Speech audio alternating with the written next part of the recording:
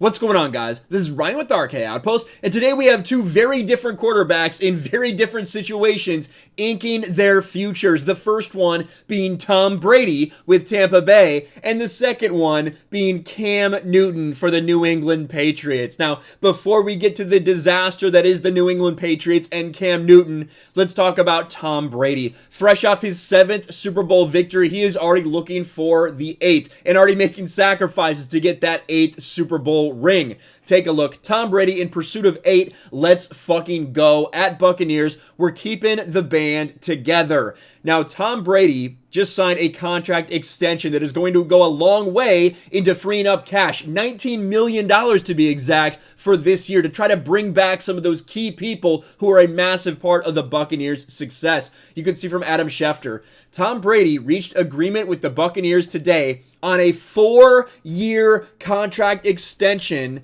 that voids to a 1-year extension that locks him in at Tampa through the 2022 season. Now, if you remember, he initially had a 2-year deal with Tampa for last year and what would be this upcoming year. So this contract that he signs is essentially a 4-year contract extension that is voidable to 1. So he is guaranteed to be there for at least 2 more years. But it could be more than that if Tom Brady is still playing at the peak of his game like he seems to be. But the most important thing that this does is right here. The move saves Buccaneers $19 million against the salary cap this year, sources say. The additional voidable years are there to defray the cost. It was another effort from Brady to keep as much of the team together as possible. So this contract, the way it's really built, would never really have any intention to do that full 4-year contract extension. It's more of a little gimmick to free up cap space for this specific year, putting it out over 4 years like that.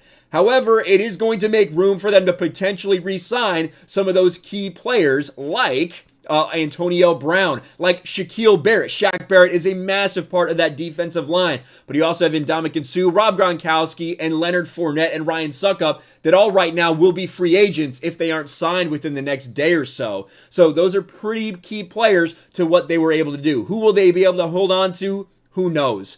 But when it comes to Cam Newton, the Patriots, who all the internal discussion said we're moving on from Cam Newton, they basically threw him under the bus. Said, "Yeah, this dude, we're gonna part ways with Cam Newton. He's just not doing it for us." All of a sudden, they're going to bring him back because they really have no other options at this point. Now, there are a lot of other things when it comes to quarterbacks in the NFL.